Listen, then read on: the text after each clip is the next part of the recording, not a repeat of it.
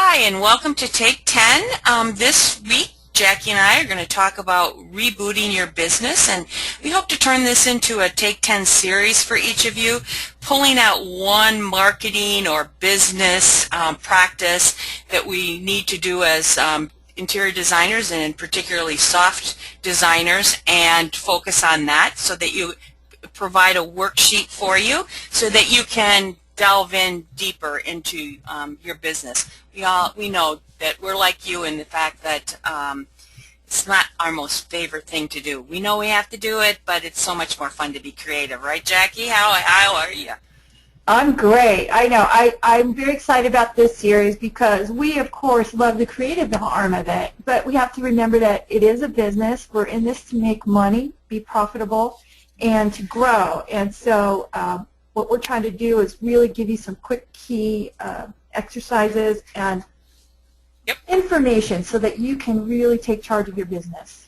So in taking 10 minutes, it's all about defining your ideal client. This is one of the first starting places, especially for those of you that might be wanting to key in onto the more complex niche of soft furnishings when it comes to interior design. So defining your ideal client is really an essential marketing exercise. But before we delve into that, there are 3 questions that you really need to ask yourself because you can develop all the products, try to sell them to the mass market, that whole field of dreams idea, build it and it will come.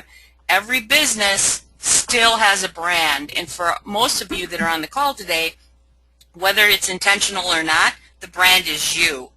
So the issue really is, how do you develop a brand that's authentic and actionable, that's around you? And one of the ways to do that is identifying that ideal client, if you will, because you need to find out who that someone is that's going to buy those great ideas, products, and services. The second question to ask yourself is, do they value what I have? That's a really tough one, I think, because price shoppers today. Price shoppers are price shoppers. DIYers are always going to be DIYers. The answer to this question typically organically grows out of the first question, which is, what do you do for your clients? And I know that what do you do for your clients is really basic, but so many times we confuse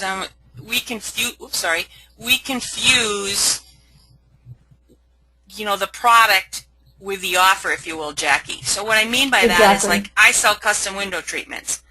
And I might say everybody thinks I'm in business to sell custom window treatments, when what I'm really doing is I'm selling prestige, I'm offering security, I'm providing comfort in the environment. So it really is about taking time to define your offer.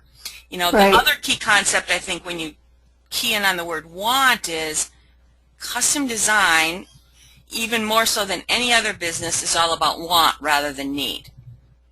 And when you just start defining your ideal client, for me in window coverings, I'll give you that example, is that the client who wants to cover their windows because they've got an east morning sun and they need to sleep is much different than the client who calls me and says they want a private bedroom retreat.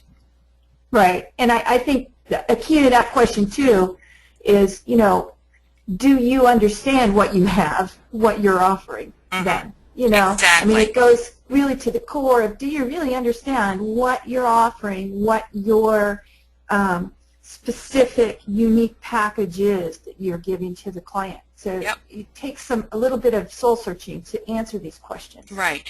Think about them. Go ahead. I'm just saying, think about them deeply before you answer, because sometimes our answer that comes right off the lips is not really what we're offering. Right. So when you talk about, what does your client value that you do, or what do you do for client, it might be something like, I source exclusive products. It might be that you're managing very complicated and technical projects.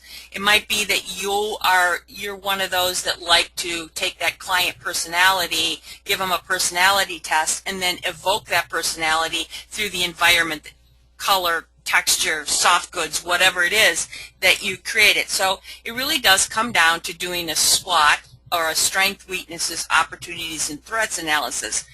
Not enough time to go into that today, but one of the things that we're going to talk about in our Reboot Your Business series later on. So it's really about thinking about what are your strengths, gifts, and talents. Because remember, the brand is you. And then, are they willing to pay a premium for what you do? Because you're in the custom design business. By definition, everything we do is unique. We build it from scratch. So because your offer is unique and you create it for the client and it's unique, you've got to make sure that you don't get into that price trap. And part of getting out of that price trap, or not getting into it in the first place, is defining your ideal client. They're out there.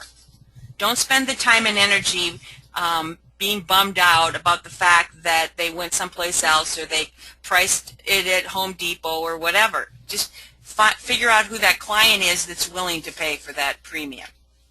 Yeah, and I would say too that, once you answer the first two questions and get a really good read on, what it is that your unique proposition is, what you're offering, then that makes it clear to the client why you're of value to them. Mm-hmm.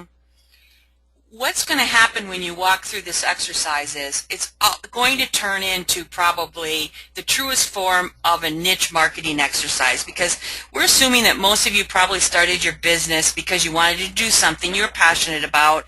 You were excited to get up every morning and do it. You're proud of the work. I always attune it to the fact that, when I see a design or a project come to fruition, it's almost like giving birth, because you've worked so hard through the process. It is like your child. Yeah, and so working with the right clientele is key to the reason why you really originally started and founded your business. Anytime you're working with the wrong client, it distracts from all that.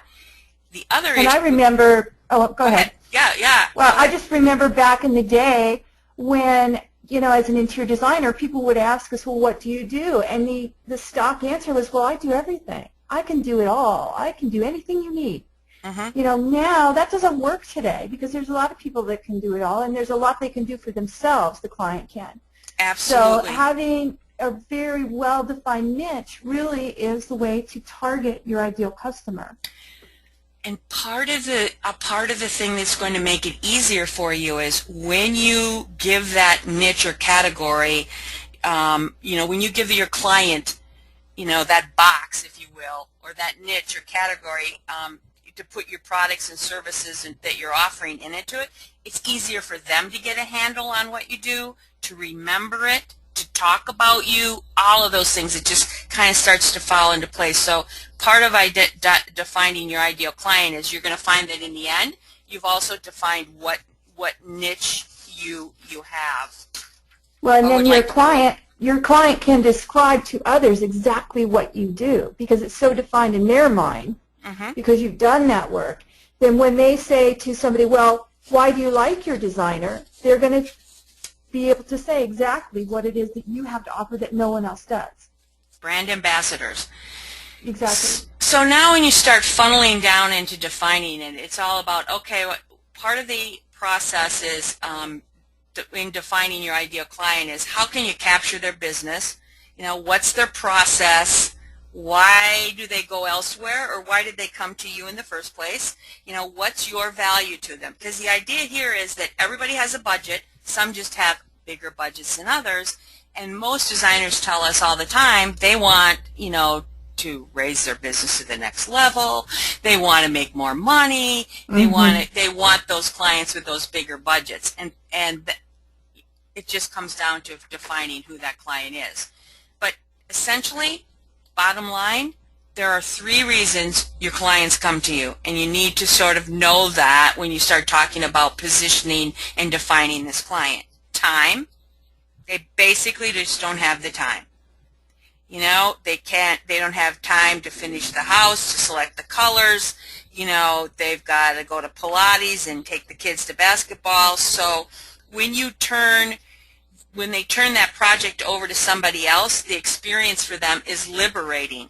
And it's not about buying the product or service. It's about relief and stress and all that other kind of aspect to it.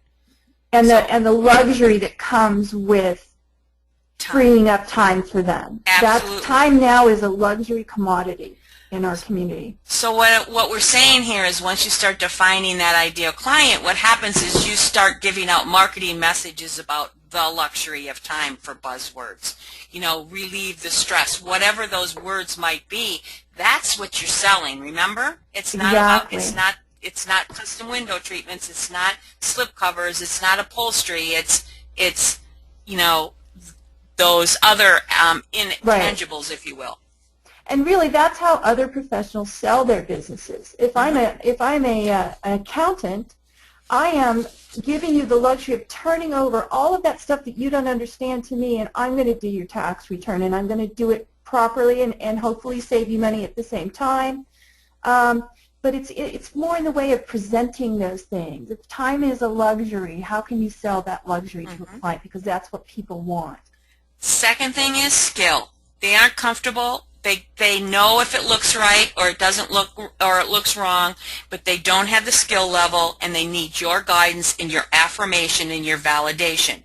Now, some of them come to you and then they're still not sure, and they go on to their friends, but the idea here is that they've hired you as a professional to guide you through issues, whether it's budget, whether it's design, whether it's, you know, traffic patterns. It's all, again, to try to keep frustration to the minimum. And then the third thing is the uniqueness, is that they want something unique.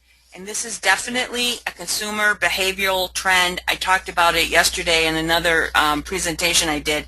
It's all about hyper-personalization, and this fits right into our bailiwick. And that's another reason, too, why you really do need to explore sort of that very tight niche definition of your business. Because that increases your unique value. Right. So, just to be clear, your ideal client is not necessarily the same as your niche market. Your ideal clients are a subset of that target market that you have chosen to serve.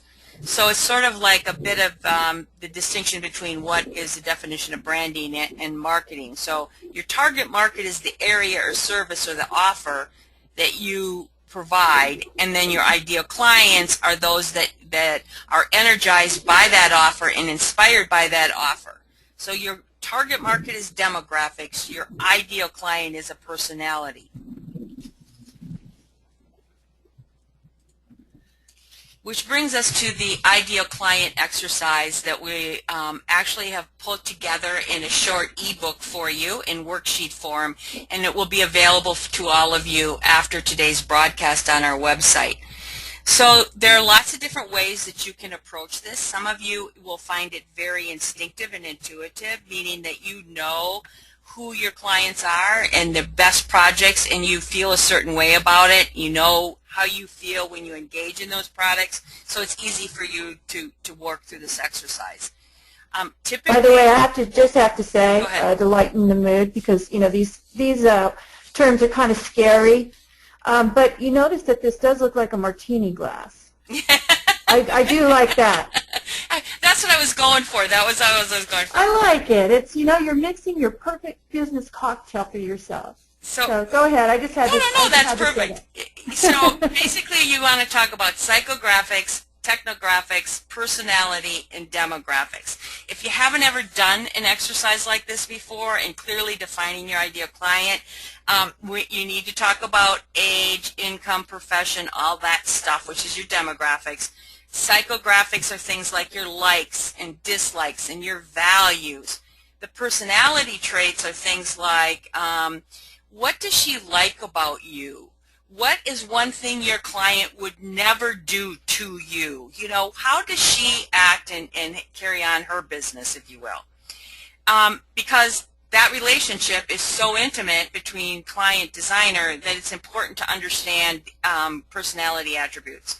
And then I added technographics because into the moving force of technology and design today is so huge that, you know, what's their knowledge, what's their affinity toward technology, internet, email, all those kinds of things. Because if you're really loving it and the clients you're working with right now don't even know how to open their email, then again, we've got a look for some different clients. Mm-hmm.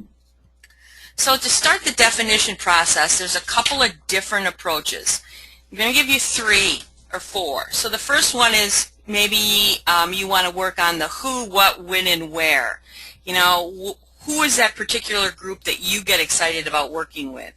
You know, why would this group want what you have to offer and value that? So it's the who are they, what are their concerns, why do they have those concerns, you know, how can I reach them?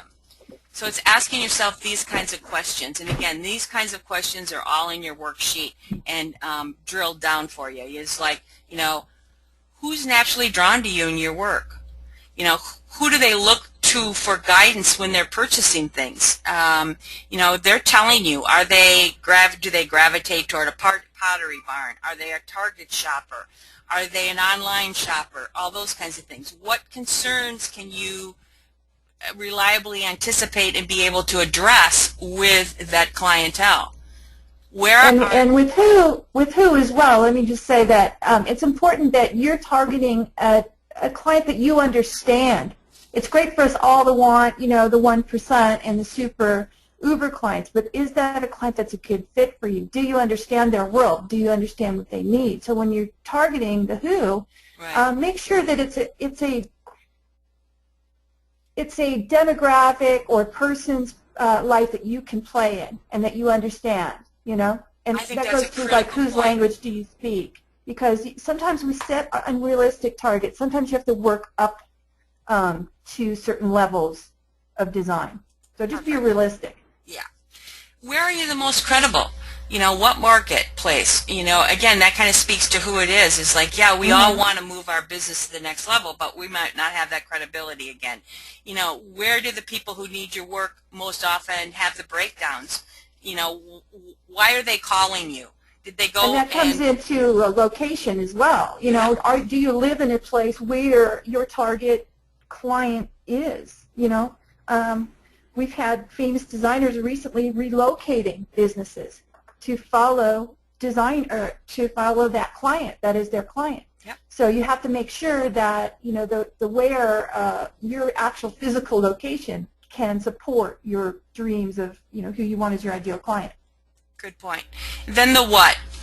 What do they like about your products and services? Are they brand conscious about it? Are they coming to you and saying, I want this Baker sofa? Or doesn't it matter? They're wanting a style, and, you know, as long as it has value and, you know, they see it as an investment, it doesn't matter whose it is.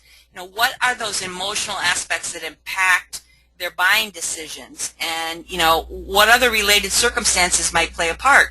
You know, sometimes we play a bit of a psychologist when we're working with clients, as we all know, is that the reason they called you, the bottom line is it has nothing to do with the products that you're sourcing for them. It's all about whether it's a life change, they're getting a divorce, they need, you know, they had a bad breakup, whatever it might be, the reason that they're calling you because they want to change that space.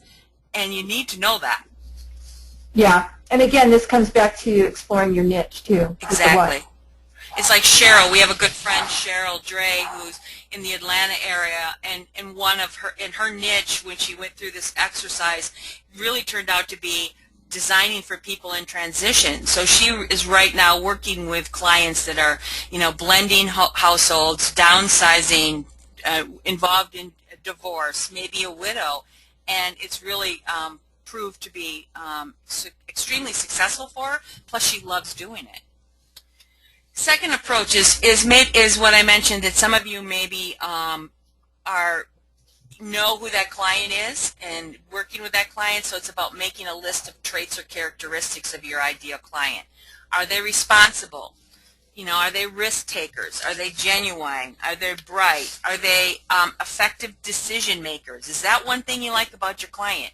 They can make their own decisions. They're quick and easy. Are they visionary? Are they saying to you, do something out of the box for me?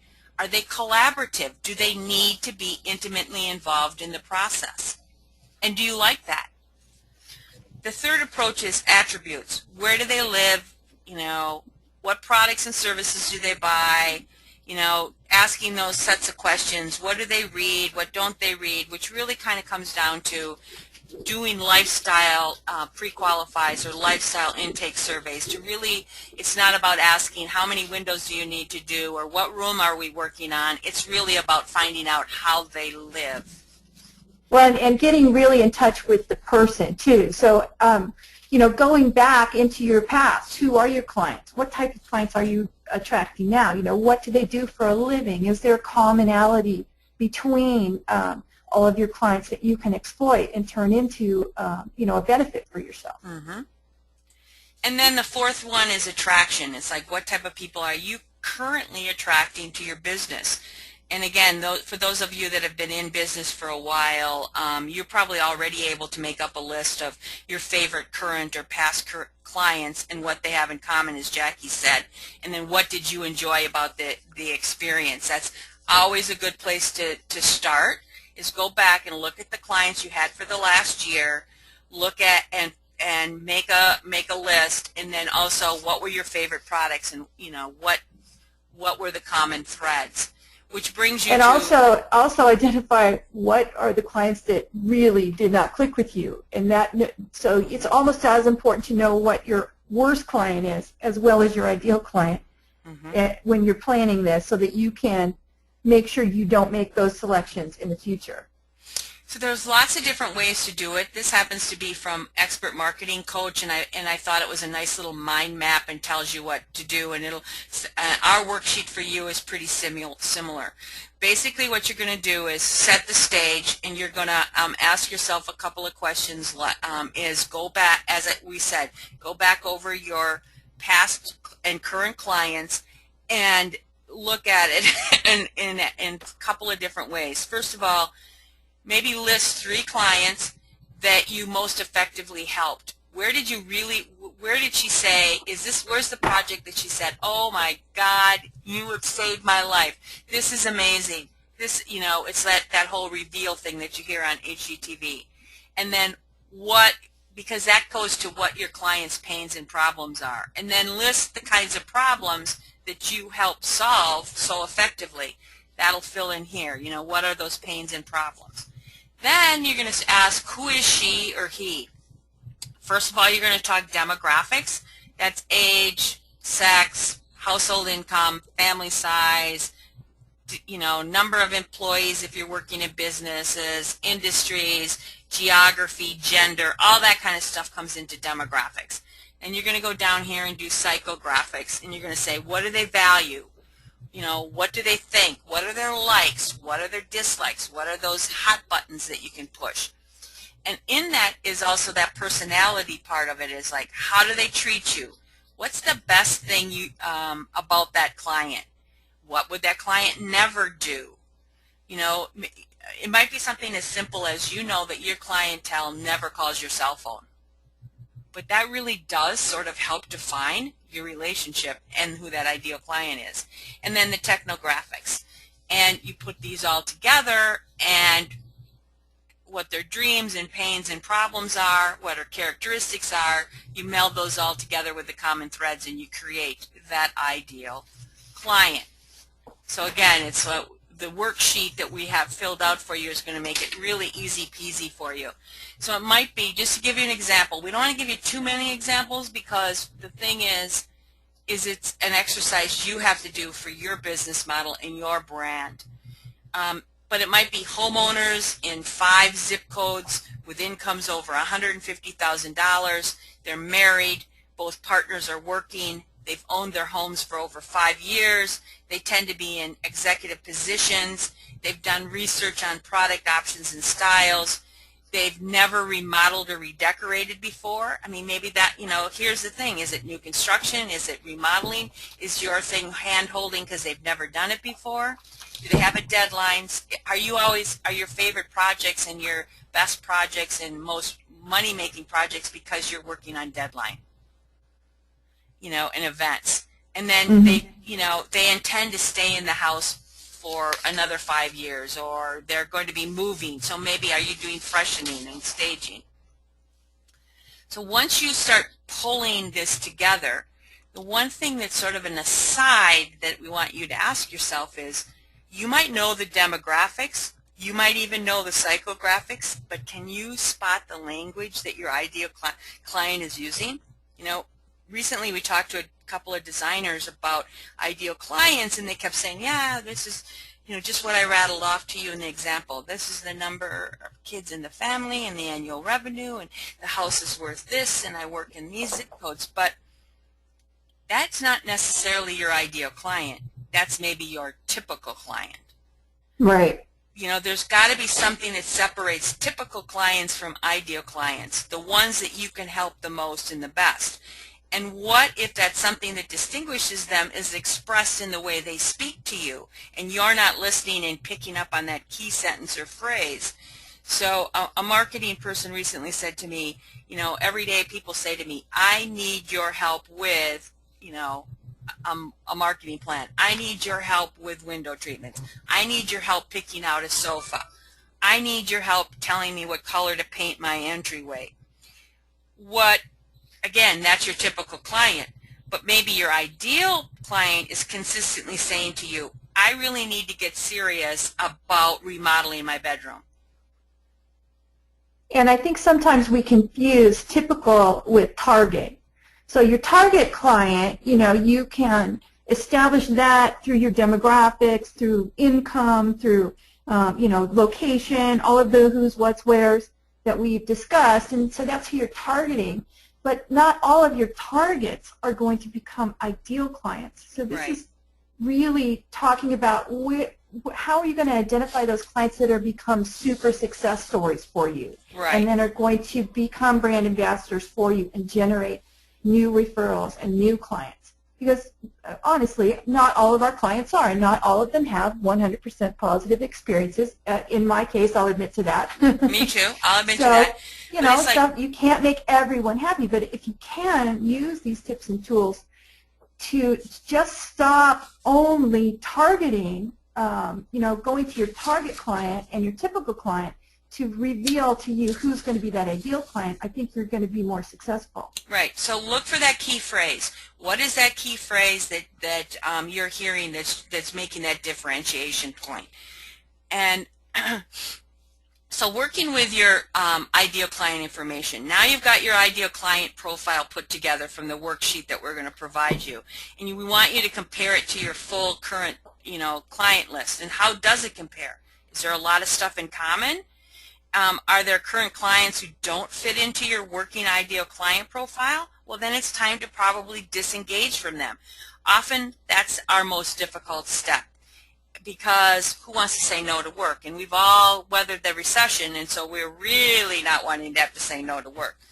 But whenever a potential new client does come along, look for those client commonalities and common threads based on your ideal client profile, whether it's attitudes, characteristics, demographics, and then be willing to turn them away. And by the way, if you're going to do that, have a plan for it.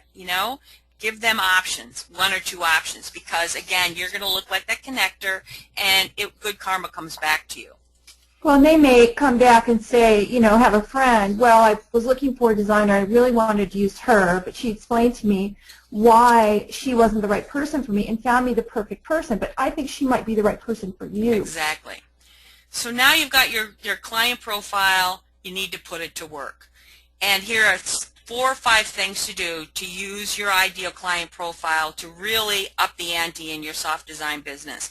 First of all, use it to audit your marketing materials. Look at your business cards, your website. Does it appeal to who you just said your ideal client is? Maybe that's why you're not getting visitors. And by the way, when we talk about business cards, guys, it can be as simple as having a lot of I have 6 different business cards, because I always keep them on the ready, because I'm making sure I'm giving the business card to the person who needs it. Whether it's window dressings for my retail business, whether it's, if I'm working in a blog conference, I'm not giving them my Deb Barrett card, I'm giving them my design blogger card. So you're targeting your card design absolutely to your different ideal clients. Are you sending the right message to the right market when somebody says, do you have a business card? Evaluate your channels that you're marketing in. Where do you expect that you're going to see that ideal client? just because I said this to Jackie earlier, just because somebody told you you need to be on Facebook to market doesn't mean that your ideal client is on Facebook. They might be on Google+.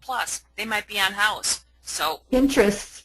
Pinterest, exactly. Pinterest is the #1 referrer right now. Yep. For people looking for design, for consumers looking for design. We tend to communicate in our industry channels, which is Facebook, LinkedIn, whatever. We've gotten really good at communicating with each other, but we're not communicating to the public, to the client. So, and then review your contracts and policies. Are they designed to be friendly and approachable to your ideal client? If part of that technographics in your ideal client profile is that they're very savvy with internet, email, iPad, whatever it is, then digital signing of a contract and emailing a contract is fine, where there's some designers that are like, oh, I have to do this all in person. Well, why? They might not want you to. And then commit to that message. How do your values and your mission statement tie into, what matters most to you, and then broadcast that to your ideal client? Because once you're clear on your message and you stand behind it, you will enforce consistency, and that ideal client will find you. Keep it, out and keep it handy. Again, it's like, when that phone call comes, oh gosh, where's that little checklist of who my ideal client is? Do I identify through an intake service? Is this really who I want? Create an emotional connection. Every potential customer wants to know one thing, and that's what's in it for me.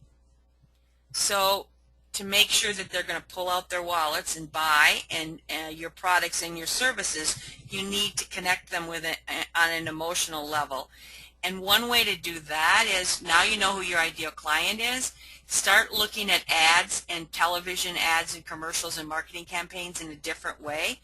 Look at what gets your attention, what things stick with you, because, don't reinvent the wheel. Use those ideas to for your marketing messages.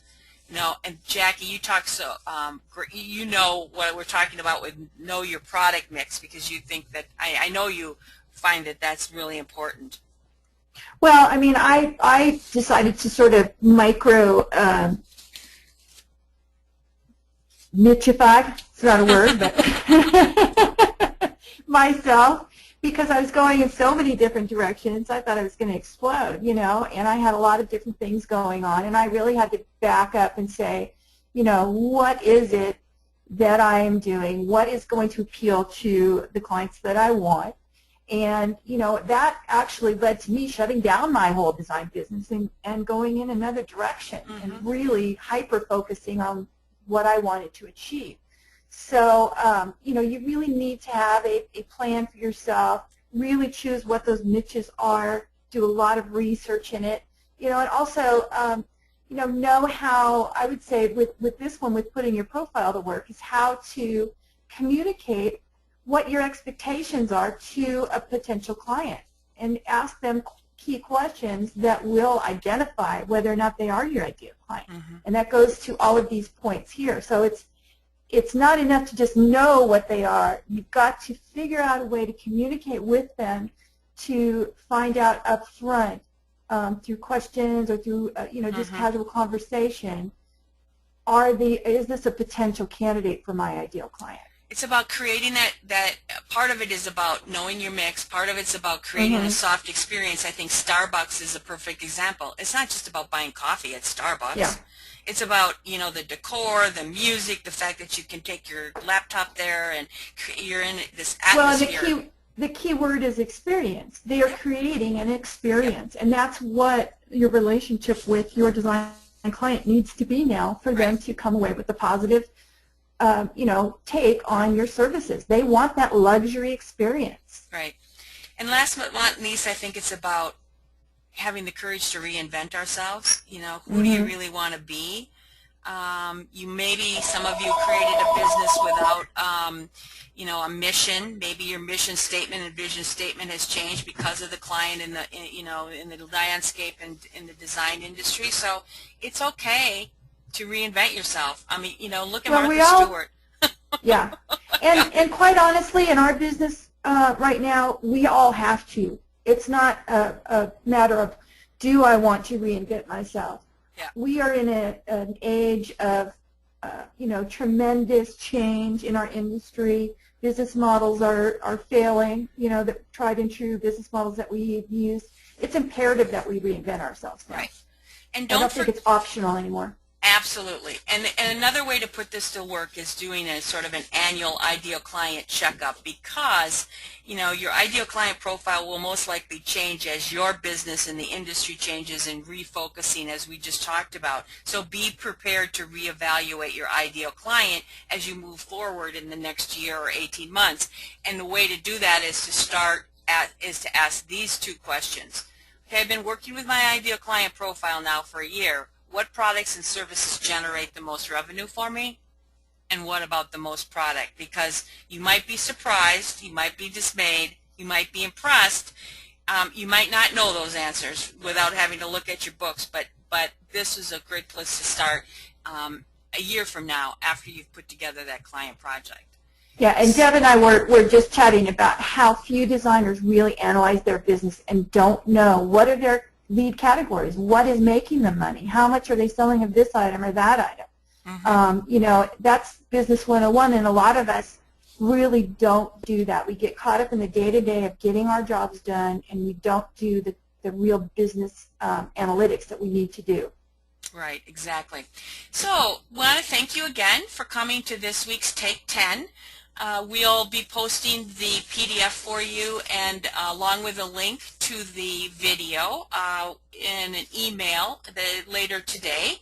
So, and watch for our emails coming out to you for some of the upcoming Take 10s, both in takeaways and in live webinars. We're going to take a break next Friday because, like all of you, we're going to be celebrating America's birthday.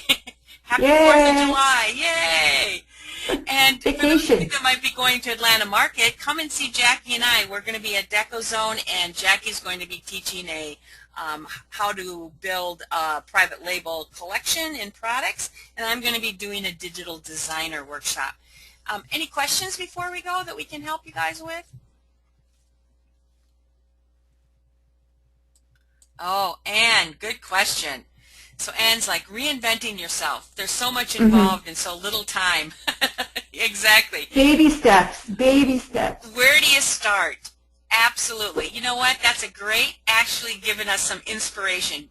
Jackie, let's put our heads together and put together some sort of roadmap or step-by-step. That might be the next. That would be a really good topic for the next one, or one of the ones in this series. But I would say definitely, it takes a lot of analysis. Analysis is the key, and this is sort of the jumping off point. You really have to analyze, what do you want to do with the next 10 years of your life? Are you happy with the way your business is running? What can you do to make it run better? How are you going to change to conform to changes in the industry? All kinds of stuff. So yeah, we'll put our thinking caps on and come up with some great stuff for you on that, because it is something that we really have to face as an industry now. Mm-hmm. Exactly. And guys, feel free to download the PDF and throw it into your suitcase, and when you're sitting by the beach and watching the ocean waves crash or whatever you might be doing, the North Woods and the lake, pull it out and reflect a bit. Thanks, everybody. Happy 4th of July. Happy 4th Bye, of Jackie. July. Safe travels. Bye, Deb.